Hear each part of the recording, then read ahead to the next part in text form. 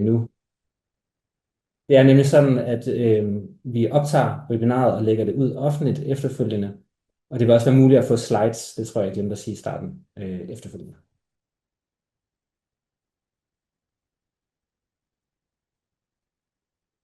Nu skal jeg se, om jeg kan trykke videre. Sådan der. Lige kort om vores igangværende projekter i delprogrammet for biodiversitet. Det er sådan, at vi har igangsat 9 projekter her i januar.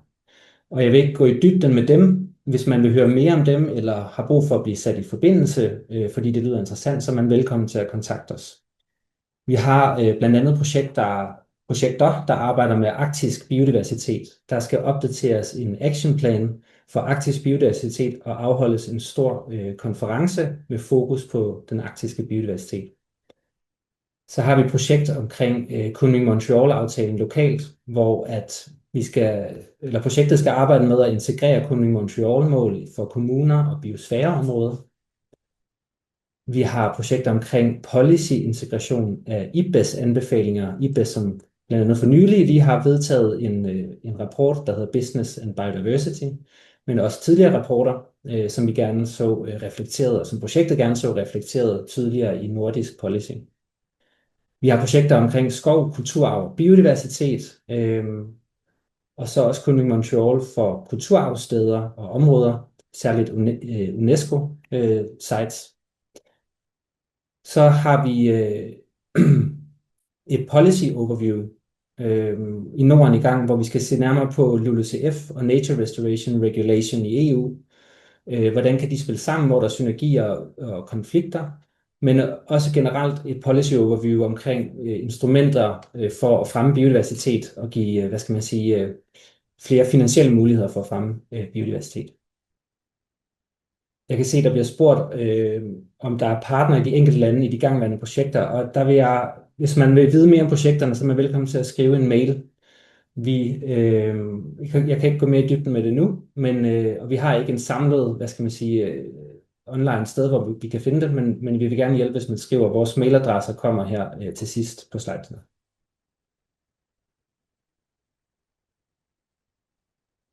Så vil jeg give ordet videre til Lisa, som vil dykke lidt mere ned i delprogram for naturbaserede løsninger. Hej, kan I høre mig? Ja, tak Niklas. Jeg hedder Lisa, og jeg er koordinator for delprogrammet for naturbaserede løsninger. Jeg kommer fra Færøerne og vil forsøge at tale dansk, men jeg kommer måske til at snakke lidt på skandinavisk også. Jeg vil nu kort præsentere delprogrammet for naturbaserede løsninger for programperioden 25-27, som bygger videre fra første fase af vores program fra 21 til 24, hvor der blev udviklet viden, værktøjer og nordiske erfaringer med naturbaserede løsninger i nordisk kontekst. Og fokus er nu i højere grad på implementering og opskalering af naturbaserede løsninger med forkortelsen NBS for den engelske betegnelse Nature-Based Solutions. Ja, et centralt mål er at opskalere eksisterende naturbaserede løsninger. Og samtidig så arbejder programmet med at styrke de etablerede nordiske netværk.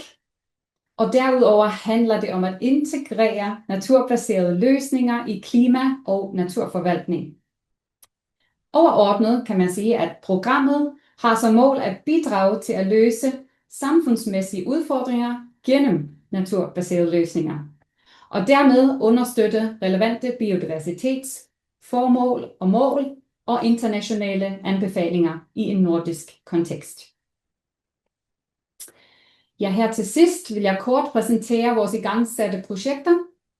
Vi har et projekt i gang om lokal implementering af NBS i nordiske byer og kommuner med trædkontoret i Sverige som projektholder. Vi har også et projekt i gang med omkring nordiske standarder for implementering og evaluering af NBS, baseret på den internationale IUCN-ramme, som GEON i Danmark har som projektholder. Vi har også en indsats for forbedret bevaring af kulturplanters vilde slægtninge med Nordgen som projektholder. Ja, og med det så vil jeg give ordet tilbage til Niklas, som vil gennemgå udbuddene for delprogrammet for biodiversitet. Tak for det.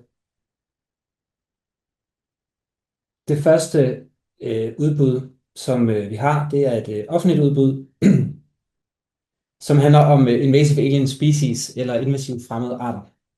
Det er sådan, at vi laver både open calls, men vi laver også offentlige udbud. Det er de to formater indtil videre, som vi arbejder med. Baggrunden af det er, at invasive fremmede arter er en af de største trusler, når det kommer til biodiversitet. De påvirker mange ting, blandt andet biodiversitet, men også økosystemer, økonomi, fødevaresikkerhed og sundhed. Og øer er særligt påvirket af invasive fremmede arter. Med udgangspunkt i Kunming Montreal Target 6 om at reducere introduktionen af invasive fremmede arter med 50% og minimere deres påvirkning, så ønsker delprogram for biodiversitet, vi kalder det DP-Bio kort, at styrke arbejdet med invasive fremmede arter ved at bygge videre på de eksisterende samarbejder, der er, men også at øge value for money af de midler, der anvendes på IAS, altså invasive fremmede arter.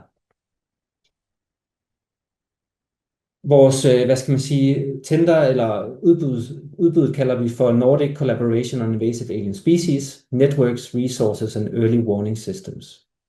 Der er sat 2.148.850 kroner af i 2026 og 2027. Fokuset her, det er på terrestriske og ferskvandsarter, det vil sige marine arter er ikke med i det her fokus for det her projekt. Det er det andre steder i det nordiske samarbejde. Fokus er også særligt på nordisk bredt samarbejde, altså omkring invasive fremmedarter, og så udbrede kendskab til de udfordringer, der er. Og så er det, som jeg nævnte, Kunming Montreal Target 6. Det, som vi gerne vil have, at der bliver leveret i det her udbud, altså de deliverables, der knytter sig til, det er først og fremmest et stærkt netværk og en platform for det netværk, så det kan operere, som skal samle viden og anbefalinger og best practice osv. Det er også en toolbox, en værktøjskasse og nogle anbefalinger til, hvordan man kan øge eller forbedre arbejdet mod invasive fremmedarter. Og det hele skal sluttes af med et seminar og en rapport, der konkluderer, de resultater, der har været.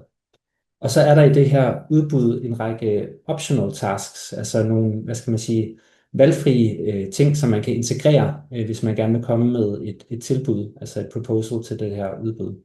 Og det kan for eksempel være, citizen science projekter, det kan være en liste over dog species, det kan være sådan nogle pathway analysis, altså analyser af måder, som invasive fremmede arter kan komme ind i landet på. Så der er mulighed for at stykke projektet lidt forskelligt sammen, afhængig af ens kompetencer og kapaciteter. Så er det et krav, at der er mindst 3 lande i projektgruppen, og det er med tryk på mindst, fordi vi ser gerne, at det er en bred nordisk inklusion, der er i det her projekt. Og så skal deliverables være på engelsk, det vil sige netværk og platform og seminar og rapport skal leveres på engelsk, men kan også oversættes til skandinavisk sprog. Og så sådan rent praktisk til sidst omkring det her projekt, det er, at man ansøger via en formular, og det ligger i udbudsmaterialet. Det er muligt at stille spørgsmål indtil den 8. marts, og det skal stilles til nbm@us.fo. Der samler vi så sammen de spørgsmål, vi har fået ind, og offentliggør dem via vores indkøbsportal her på Færøerne. Så der kan man gå ind og læse en samlet opsummering af de svar. Og det er altså ikke muligt at stille flere spørgsmål til det her udbud efter den 8. marts. Det er kun, hvis det er rent teknisk, for eksempel, hvor man finder en formular eller lignende. Så der er ansøgningsfrist, deadline den 8. april 2026, og der vil blive taget beslutning, offentliggøres beslutning senest 29. maj. Yes. Og vi kan tage, hvis der er spørgsmål til det her, kan vi tage dem senere. Der har ikke været nogen opklaring. Så nu går jeg videre til det næste udbud, som vi har. Det er et open call. Også under delprogram for biodiversitet, der handler om kulturarv og biologisk mangfold eller biodiversitet. Og som nogen er blevet mærke i, så blander vi lidt svensk og dansk, og det er sådan vi opererer. Vi har jo en programkomité, der består af alle de forskellige nordiske lande.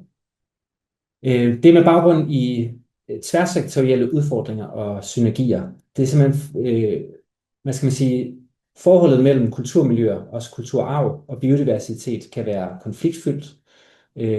Hvis man gerne vil gøre noget for det ene, så kan det påvirke det andet negativt. Overgangen til grønne økonomier og vedvarende energikilder og grøn omstilling i det hele taget påvirker biodiversitet og kulturarv. Og det er som udgangspunkt i target 8, 10 og 11 i Economy Montreal omkring klimaforandringernes påvirkning af biodiversitet. Det er mål om at styrke biodiversitet og bæredygtighed i sektorer såsom landbrug, akvakultur, fiskeri og skovbrug. Og så er det at genskabe, opretholde og styrke naturens bidrag til mennesker. Og det, som programmet ønsker, det er at styrke det tværsektorielle samarbejde om biodiversitet og kulturmiljø. Og herunder at inkludere oprindelige folk og kommuner og lokale aktører i det.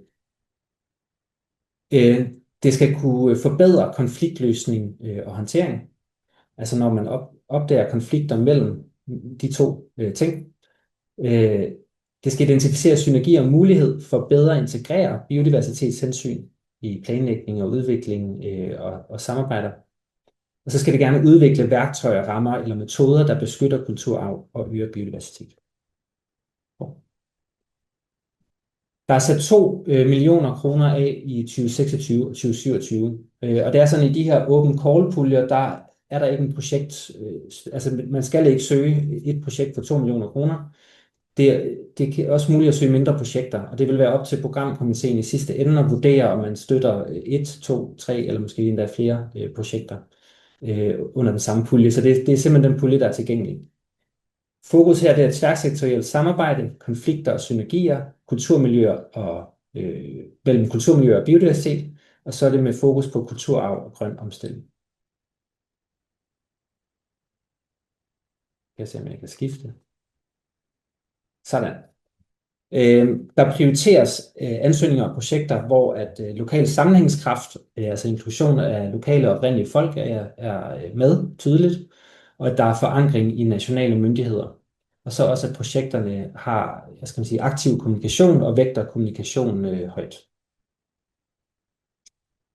Det er et krav her, at 3 lande er aktivt involveret, og det vil sige tager aktiv del i projektet.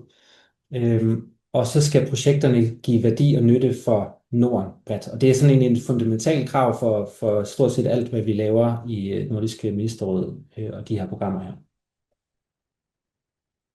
Igen skal der anvendes en ansøgningsformular, hvis man vil ansøge. Her er der ikke mulighed for at stille spørgsmål på samme måde. Det man velkommen til at gøre løbende til koordinatorerne. Og det kan også være, at folk fra programkomitéen kan bidrage her. Der er deadline 8. april samme dato, og igen beslutningen er offentliggjort 29. maj senest. Nu bliver der et spørgsmål her om programmet involvering af baltiske aktører, og det er muligt at få baltiske aktører med, men mindst 2 af de involverede i projektgruppen skal være nordiske lande. Og yes, we will share the slides afterwards, bliver der spurgt om. Godt, jeg giver ordet videre til Lisa, som vil fortælle om open call under naturbaserede løsninger. Ja, super. Tak, Niklas. Ja, så kommer vi til vores open call under vores delprogram for naturbaserede løsninger. Og dette open call handler om opskalering af naturbaserede løsninger i Norden. Fokus er på større landskaber og regioner, hvor eksisterende naturbaserede løsninger bringes i anvendelse i en større skala. Projekterne skal være forvaltningsrelevante og gerne tværsektorielle. Og her er det også vigtigt at understrege, at dette open call handler om opskalering og anvendelse af eksisterende løsninger, og samtidig bygger udbuddet direkte videre på eksisterende nordiske værktøjer og erfaringer fra første programperiode fra 21 til 24. Og den første fase danner så fundamentet for dette Open Call. I den første fase blev der udviklet nordiske værktøjer, viden og netværk om naturbaserede løsninger gennem pilotprojekter og praktiske erfaringer i Norden. Og fokus var dengang primært på vidensopbygning og metodeudvikling, og ikke decideret opskalering i stor skala. I den nuværende programperiode går vi derfor et skridt videre mod implementering og opskalering i praksis. For at gøre det helt tydeligt for mulige ansøgere derude, så vil jeg kort præcisere, hvad der forventes i dette Open Call. Der forventes projekter, der arbejder med implementering og opskalering af NBS i praksis og i større skala. Projekterne skal samtidig have en tydelig nordisk relevans og skabe mere værdi på tværs af de nordiske lande.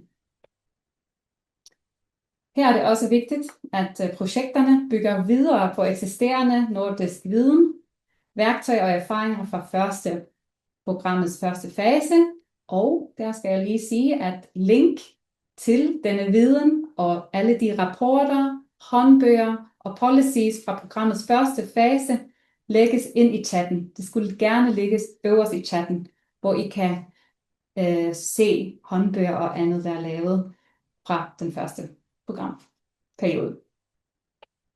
Samtidig er det vigtigt at understrege, hvad dette Open Call ikke sigter mod. Det er ikke fokus på nye pilotprojekter uden implementering og opskalering. Og rene nationale projekter uden nordisk relevans er heller ikke centrum for dette Open Call. Og rene forsknings- eller vidensprojekter uden anvendelse i praksis er heller ikke det primære formål. Jeg forsøger mig på dansk. Det primære formål. Tak, ja. Og den her sidste slide i forhold til det her Open Call er tænkt som en hurtig afklaring af de vigtigste spørgsmål. Fokus. Ja, vi har opskalering af naturbaserede løsninger i større landskaber og regioner. Dette kan omfatte blandt andet arealanvendelse, naturrestaurering, grønne korridorer og naturbaseret vandhåndtering i en nordisk kontekst. Der prioriteres projekter, som arbejder på tværs af flere kommuner og i større geografiske sammenhænge, som kan skabe en bred anvendelse og relevans i Norden. Og det er ikke et formelt krav i dette Open Call om deltagelse fra flere nordiske lande. Typisk har vi krav om 3. Det er det ikke i dette Open Call, men projekterne skal altså have en klar og tydelig nordisk relevans og mere værdi. Og ansøgere kan være offentlige myndigheder, universiteter, forskningsinstitutioner og non-profit organisationer. Her skal siges, at private virksomheder, kommercielle aktører kan som udgangspunkt ikke være hovedansøgere, men de kan derimod deltage som partner i projekter. Og ansøgningen sker via ansøgningsformularen, og deadline er den 23. marts i 26, og beslutning forventes senest den 29. maj i 26. Og som I kan se øverst på den her slide, så har vi afsat 1.615.000 danske kroner for årene 26 og 27, og som Niklas var inde på, er det også den hele pulje, og så som kan søges omkring, og så bliver det vurderet af programkomiteen, hvilke projekter der støttes inden for denne her ramme. Ja, og så går vi videre til vores lokale synergiprojekter. Dette er et projekt, som er på tværs af vores begge delprogrammer, det vil sige biodiversitet-delprogrammet og NBS-delprogrammet. Det er vores fælles Open Call, som jeg nu vil introducere. Dette call retter sig mod lokale projekter med fokus på biodiversitet og naturbaserede løsninger. Der er særligt fokus på konkrete lokale tiltag og implementering i praksis. Også er fokus at fremme og synliggøre synergier mellem biodiversitet og naturbaserede løsninger i lokalt forankrede projekter. Og selvom projekterne er lokale, skal de have en nordisk relevans. Dette kan være gennem læring, vidensdeling og overførbarhed til andre nordiske kontekster. Dette Open Call har et tydeligt biodiversitetsformål og bygger videre på den første NBS-programperiode fra 21 til 24. I den første fase blev der, som jeg fortalte før, opbygget viden, erfaringer og nordiske netværk om naturbaserede løsninger gennem projekter og samarbejde på tværs af Norden.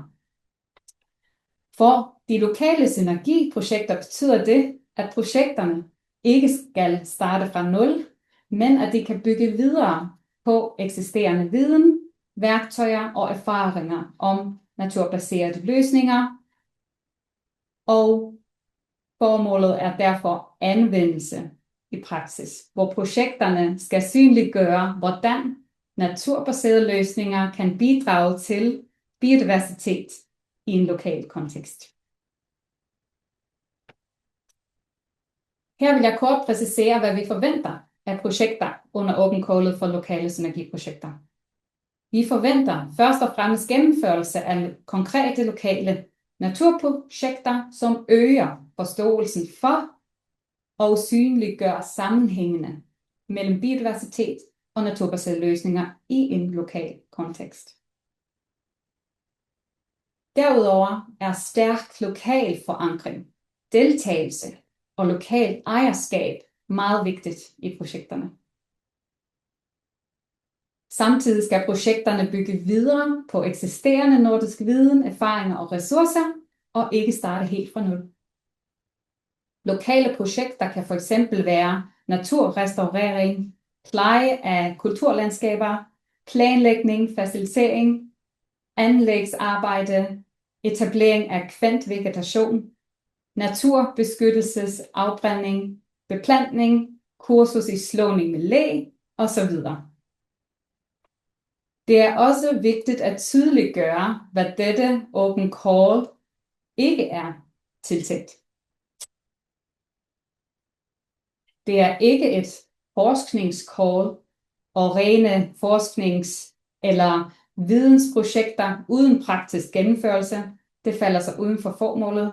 Og ligeledes prioriteres ikke projekter uden lokal implementering, uden nordisk relevans, eller rent teoretiske projekter uden, kan man sige, konkrete naturtiltag.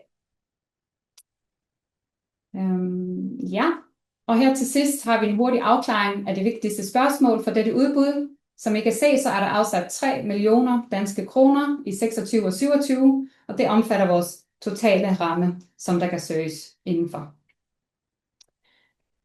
Og dette Open Call har fokus på lokalt forankrede projekter, der arbejder konkret med biodiversitet og naturbaserede løsninger gennem lokale tiltag og processer. Der prioriteres især projekter med stærk lokal forankring og deltagelse, samt projekter med overføringsværdi og mulighed for at bygge videre på eksisterende nordisk viden og erfaring.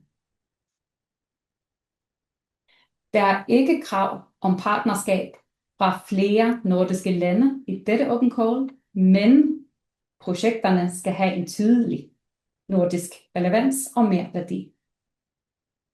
Ansøgere kan eksempelvis være kommuner, organisationer, forskning, institutioner og andre non-profit aktører med lokal forankring.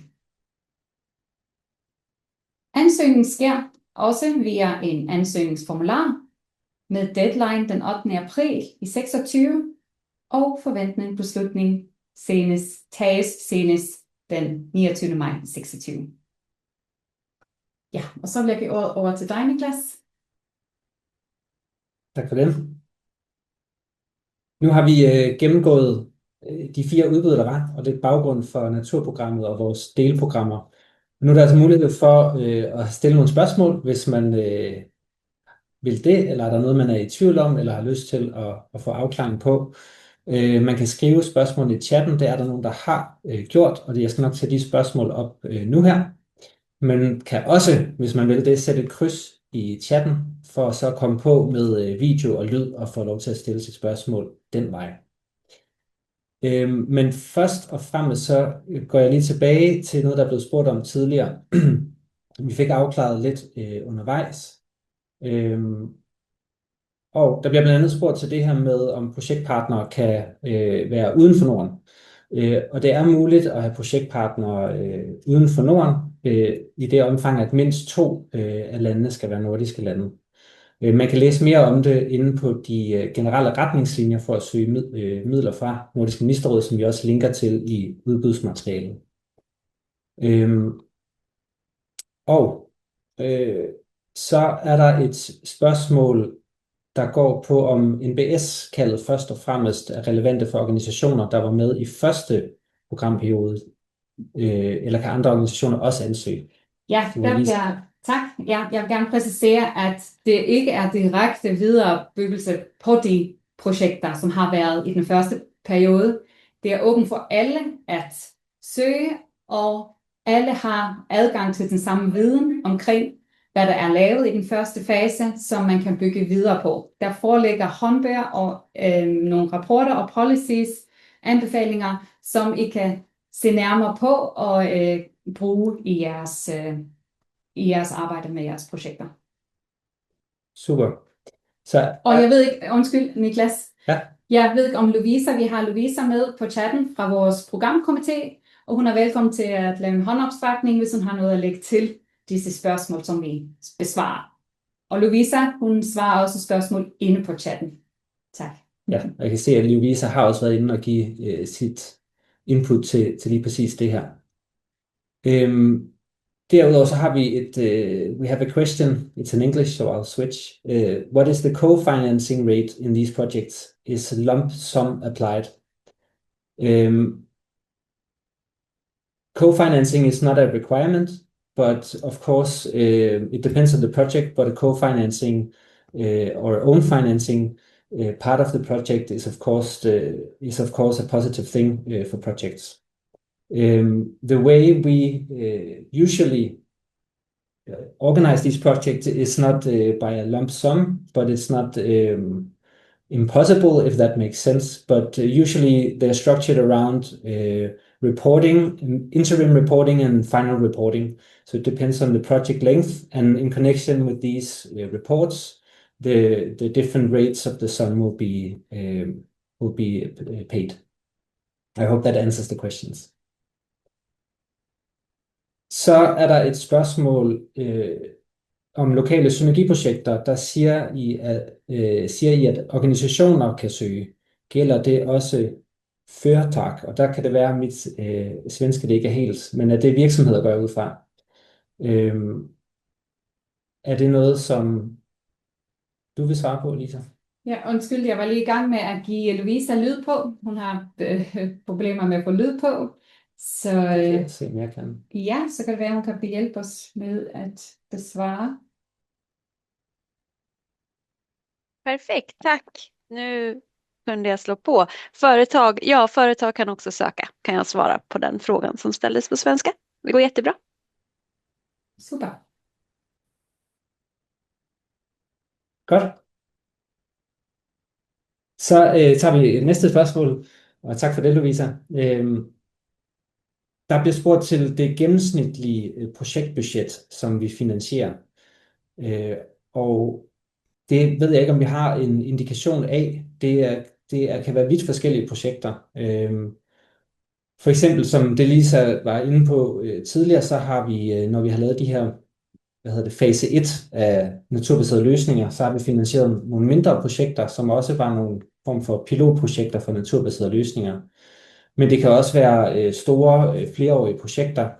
Som I kan se, så går vores pulje jo over 2 år, som det er lige nu. Eller 1,5 år vil det så blive 2026 og 2027. Og der er der også mulighed for at lave projekter, som fylder hele puljen, eller anvender alle de midler, der er i puljen. Så det er meget forskelligt. Og når det kommer til offentlige udbud, jamen så er det selvfølgelig et tilbud eller et proposal, der bliver givet ind til den opgave, og et proposal, der bliver valgt. Og så er, pris, altså den pris, man giver på opgaven, jo et markant, man bliver bedømt på prisen også, inden for de rammer, der er.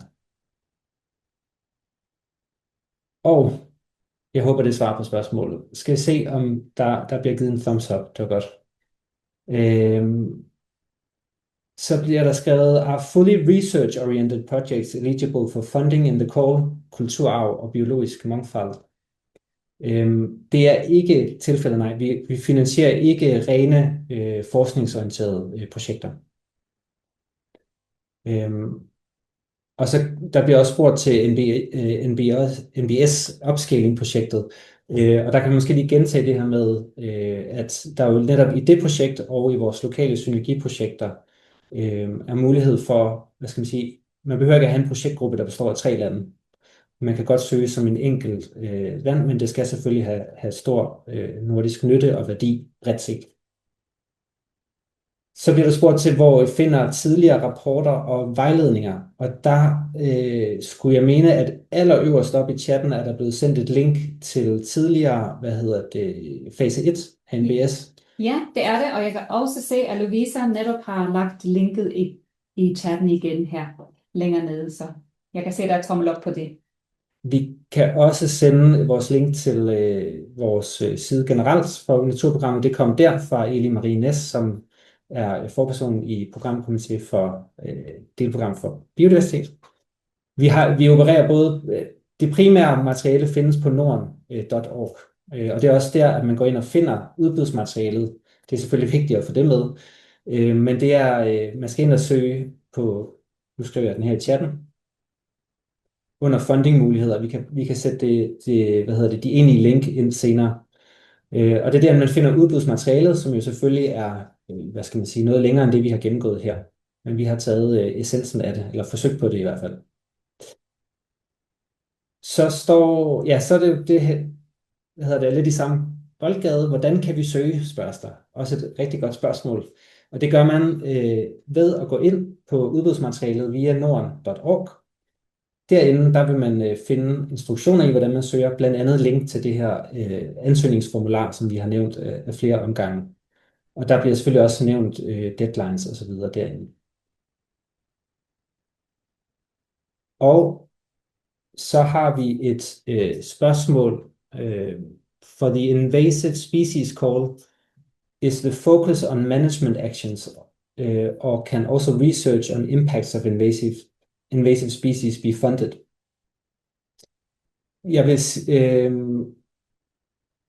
Jeg vil råde til, or I would suggest to thoroughly read the tender material. I would not say that it is impossible, but management actions is kind of the core of it.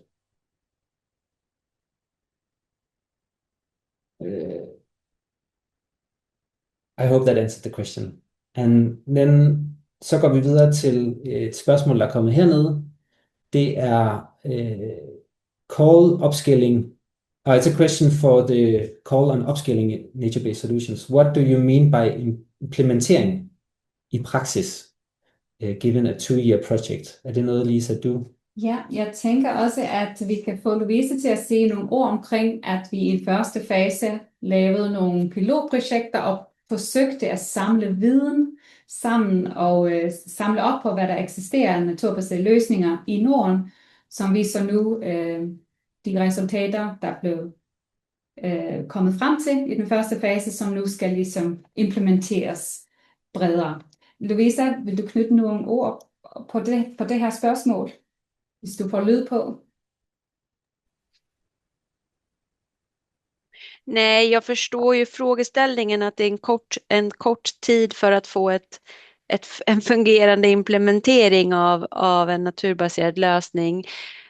Men det handlar väl i alla fall om att initiera den, att komma igång, att ha startat den under den här projekttiden. Sen förstår man ju fullt ut att den kan ju inte vara färdigställd eller färdigutvecklad under en 2-årsperiod. eftersom projekten bara är 2-åriga här, men i alla fall uppstartade, om det är 1 års planering, 1 års implementering och sen så långt som man kommer med ändå hyfsad liten budget också som det här är. Så att ja, vi har ju inte någon definition exakt vad det innebär, utan det blir ju också lite man får beskriva i sin projektansökan vad man ser framför sig och om det är genomförbart inom den här projektperioden. Så ja, det kanske var ett lite luddigt svar, men vår förhoppning är ju ändå att det ska bli så konkret som möjligt och så praktiskt som möjligt. Perfekt. Tack för det, Lovisa. Jag hoppas det var svar till François spørgsmål. Ja, Ja. og så har vi et spørgsmål her omkring det offentlige udbud om invasive arter. Vil man kunne lave et projekt kun for terrestriske arter, eller skal det indeholde både terrestriske og ferskvandsarter? Det er egentlig ikke beskrevet specifikt i udbudsmaterialet, så vidt jeg husker det, men jeg vil sige, at hele ideen er at skabe et netværk og en platform, der bredt set skal kunne adressere arbejdet med invasive arter i Norden. Så jeg ved ikke, om jeg kan svare klart på det, men jeg kan i hvert fald sige, at tanken er, at det skal være meget bredt favnende, den her platform og netværk, der skal laves. Så bliver der spurgt til, om projekter skal være afsluttet ved udgangen af 2027, og det kan jeg svare meget kort på, at ja, det skal de. Det er sådan, at vores program, som I også har kunnet se tidligere, det løber 2025 til 2027, og når vi går i 2028, så er vi gået ind i en ny programperiode, og derfor så er 31.12.2027 den dato, man kan søge midler frem til. Og i øvrigt så kan projekt opstart jo være umiddelbart efter, at der bliver taget beslutning omkring tildeling af midler. Ja, Det er jo og også- i udlysningsteksterne fremgår også, at projekterne kan starte den 1. juni i første omgang. Men det kan også starte efter det. Men for det første så 1. juni 26. Ja. Nu kan jeg se, at der er ikke flere spørgsmål i chatten lige nu, og vi er også ved at være ved vejs ende i programmet. Og jeg skal se, om jeg kan komme over på sidste slide. Vi har lige et sidste spørgsmål, vi må Ja. lige kan nå at tage. Jeg kan se, at der er et spørgsmål, og man kan se et sted, hvem der er partnere i de enkelte lande i de igangværende projekter. Og det kan man ikke, men man er velkommen til at skrive til os, hvis man er interesseret i at høre mere om de igangværende projekter. Og ja, vi har et til, vi kan lige nå, tænker jeg. Findes det en oversigt over deltagere fra de ulike partnerlandene som har deltaget i første fase? Jeg deltager i møtet på vejen af kommunen i Norge, og skulle gerne vite, om det er muligt at finde mulige samarbejdspartnere på så kort tidsfrist. Ja, jeg vil gerne i første fase. Så du tænker, at den første fase er naturprogrammet for naturbaserede løsninger. Det skal jeg i hvert fald finde ud af. Vi har et link til al viden, som er kommet frem til den første programfase, som ligger lige lidt ovenfor. Vi kan se, at allerøverst ligger linket, og derinde kan du se alle de projektpartnere, deres resultater.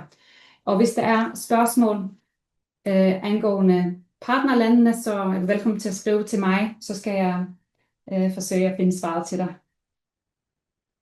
Så skal vi se, om vi kan komme til vores sidste slide, før vi runder helt af for i dag. Hvis min klikker her, den virker. Sådan. Tusind tak for, at I vil deltage og høre mere om vores arbejde. Hvis man kommer på nogle spørgsmål, så er man velkommen til at skrive til os. I kan se vores mailadresser hernede i bunden. Og derudover så er der blevet postet en masse links til materiale, og jeg kunne se, at Christina også var inde og poste linksene til selve udbudene. Det var også vigtigt at få med. Og ellers så vil vi offentliggøre webinaret her på us.fo. Jeg har også sendt et direkte link ind på vores side, og det samme, derinde bliver slidesene også tilgængelige. Så tusind tak for alle, der deltog, og så runder vi af herfra. Og vi ser frem til at få en masse spændende ansøgninger ind. Det gør vi virkelig. Tak alle sammen for, at I deltog og kunne høre nærmere.